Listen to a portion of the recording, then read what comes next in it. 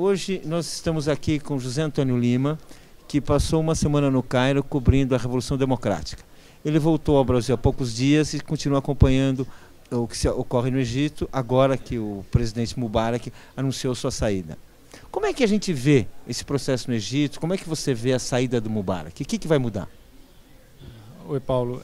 Eu acho que primeiro é importante a gente falar que isso ainda não é uma revolução. Se a revolução implica uma mudança de regime, essa por enquanto ainda não chegou lá. Porque o Mubarak saiu, mas quem assumiu o poder foi o Conselho Supremo dos Militares. E os militares estão no poder desde 1952, quando o Nasser derrubou a monarquia.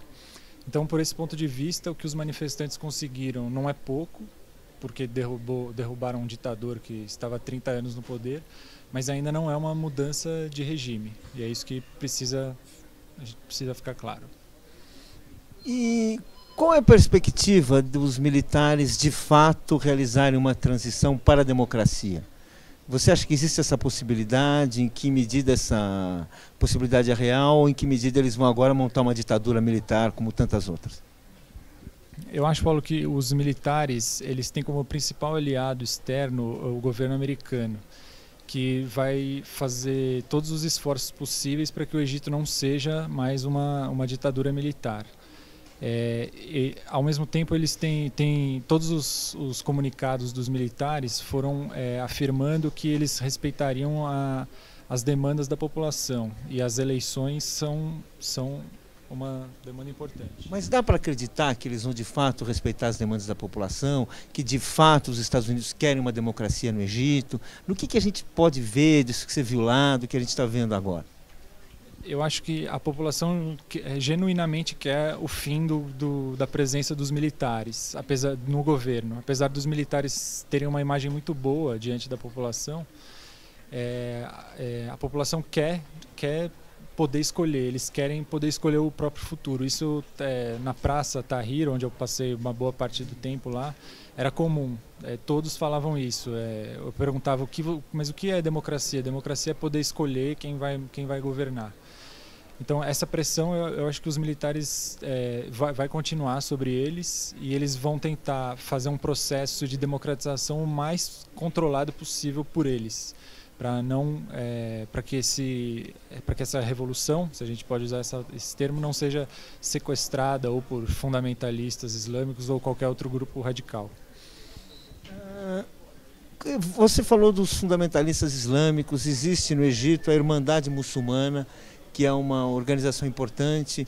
Qual que é o papel que ela desempenhou e qual que é o papel que ela pode vir a desempenhar a partir de agora, sem o Mubarak, nessa nova situação aí? Então, a Irmandade ela é considerada o movimento político de oposição mais forte do Egito. Ela é ilegal há muitos anos, mas nas mesquitas ela conseguiu se sustentar, e ela faz um trabalho social também, por meio do qual ela conseguiu expandir sua influência. Ela só entrou nos protestos, só passou a apoiar os protestos depois de 3 dias que eles já estavam acontecendo.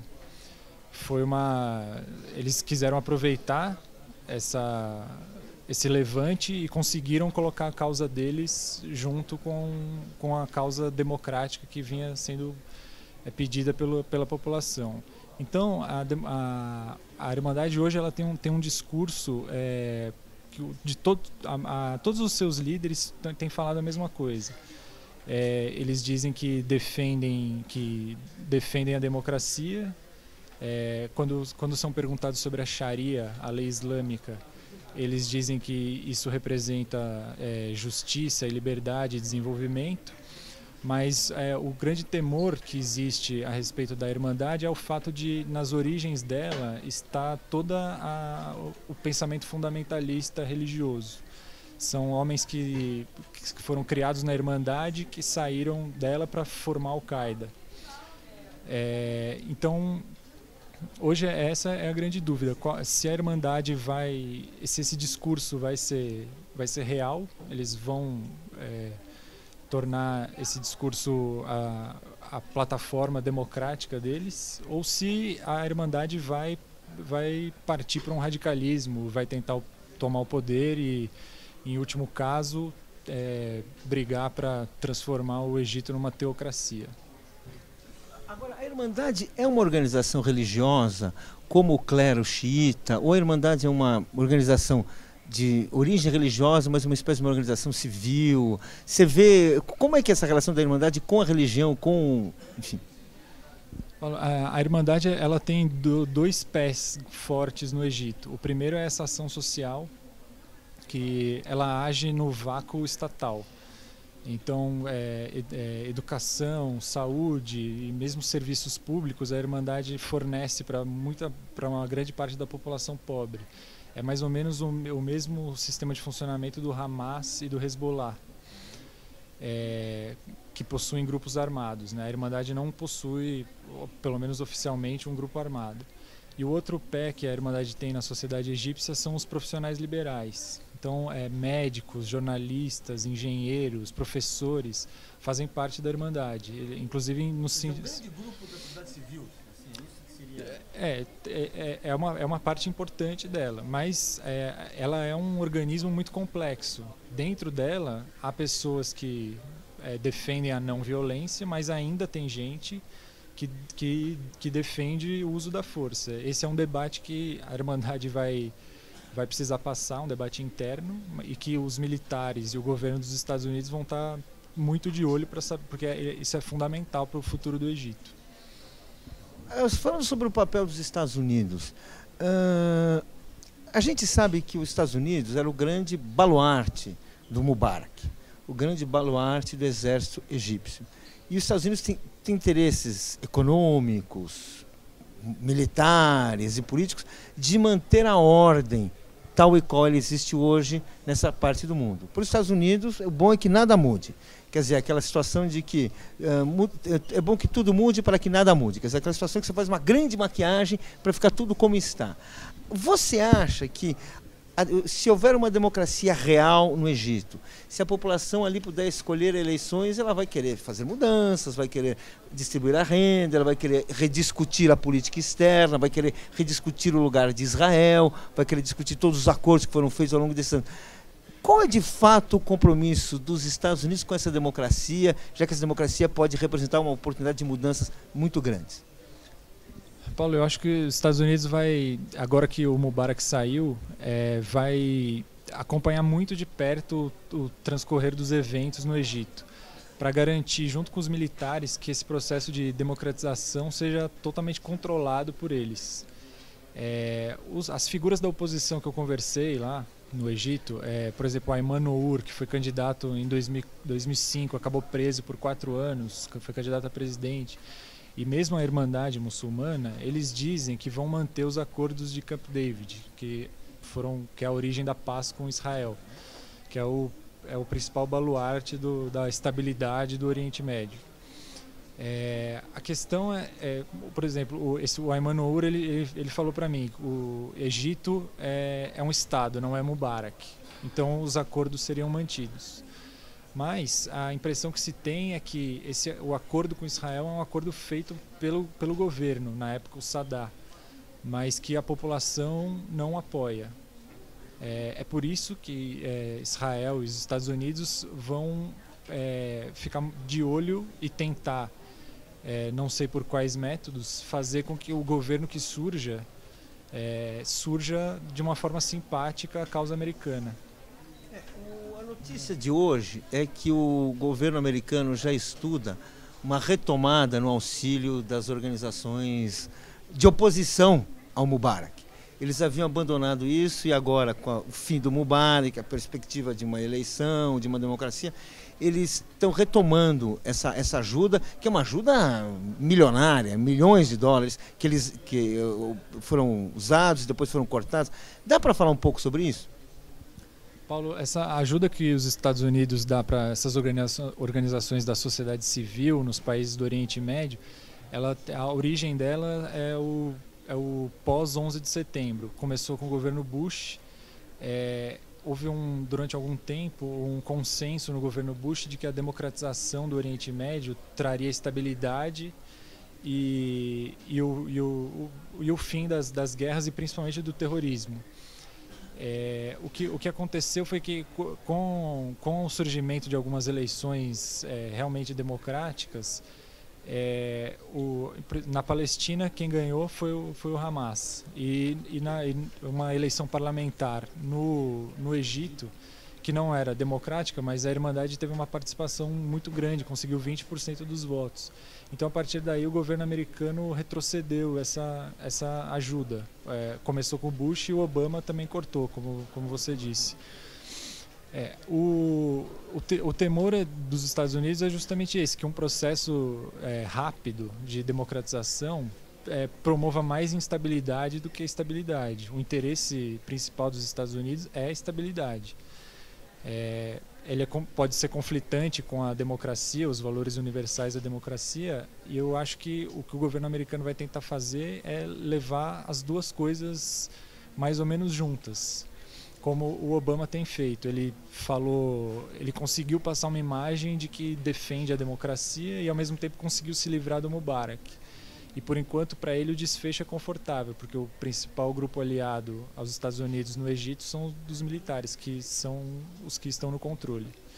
Então é isso, os Estados Unidos vai tentar controlar esse processo, ou pelo menos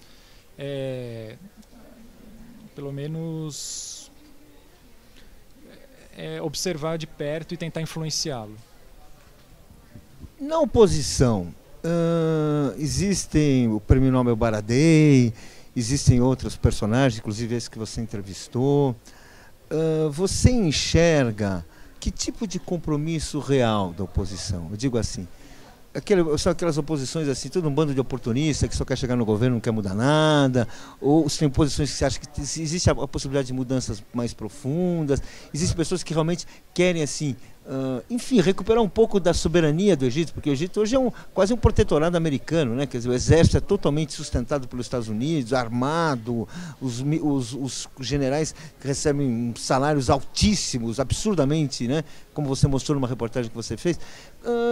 Como é que é essa posição lá? Que consistência a gente enxerga? A oposição, desde que esse movimento começou, ela se uniu numa organização guarda-chuva, que é chamada nos Estados Unidos, que é a Associação Nacional para a Mudança. Ela engloba diversos setores, inclusive a Irmandade. E o cabeça dessa associação é o Mohamed El-Baradei, o Prêmio Nobel da Paz, ex-chefe da Agência de Energia Nuclear da ONU. Ele é visto no Ocidente com uma grande simpatia, principalmente nos Estados Unidos e na Europa, mas dentro do Egito ele não é tão bem visto. Isso porque ele passou grande parte da carreira dele fora, então ele é visto como um outsider na política egípcia. E uma vez que esse processo de democratização esteja aberto, que as pessoas possam formar partidos, possam disputar o poder, a tendência é que essa associação ela se dissolva em vários grupos. O Ayman Nour, esse que eu entrevistei, que foi candidato em 2005, ele na entrevista que a gente publicou na época, ele já disse que a candidatura dele estava confirmada antes mesmo do El-Baradei voltar para o Egito. Ou seja, para ele a possibilidade de concorrer com o Baradei é grande. Não tem problema. Não tem problema. E há uma outra liderança que pode aparecer, o Amir Moussa. Ele é o secretário-geral da Liga Árabe. É egípcio, foi ministro do Mubarak, só que foi tirado pelo Mubarak e mandado para a Liga Árabe porque estava começando a ficar popular demais. Ele realmente é uma figura popular no Egito. Então esses três aparecem com grandes chances aí de terem candidaturas fortes. E eles são líderes seculares que encaram a Irmandade como um partido, simplesmente um partido conservador, e que, ao que tudo indica, são líderes que vão tentar preservar o Egito como um Estado secular. E agora, com relação ao governo dos Estados Unidos, é um pouco difícil saber de qual vai ser a postura deles diante dessa, mas por conta da influência dos militares, que vai continuar grande, seja qual for o novo governante, a tendência é que o Egito continue sendo um aliado dos Estados Unidos, ainda que não tão dócil como é atualmente. Você passou uma semana no Cairo. Qual que é a sua impressão assim desse movimento que de democratização, das pessoas que estão ali engajadas, que a gente, olhando pela televisão, a gente não consegue ter uma noção. Como é que quem que são essas pessoas que estavam na praça? Quem que você vê que estava liderando isso? Eu li aqui um lugar assim que tinha sindicatos muito importantes também, que tem a indústria têxtil, que é muito importante. Enfim, o que era essa parte da sociedade que está nisso aí, assim, a gente conseguir enxergar ela com cores mais reconhecíveis, vamos falar assim? Paulo, nos dias mais pacíficos do protesto, quando era claro que não haveria nenhum aliado do Mubarak, esses movimentos pró-Mubarak, era comum ver muita mulher e muita criança nesses protestos. A grande maioria é de homens, mas tem muita mulher desde aquelas mais conservadoras, vestidas com hijab, que é uma espécie de burca que deixa só os olhos de fora, ou só com véu, ou vestindo roupas ocidentais. As crianças participam também carregando cartaz e até liderando gritos de guerra. Mas, em geral, a grande maioria é de jovens, até porque a população do Egito é muito jovem. E é possível ver tanto gente de classe média quanto gente mais pobre, e até eu cheguei a entrevistar filhos de militares que estavam participando. Então é um movimento bem plural, é um movimento, pelo menos o da Praça Tahrir, um movimento bastante com muitos líderes seculares, laicos, ainda que seja possível ver claramente a presença da Irmandade.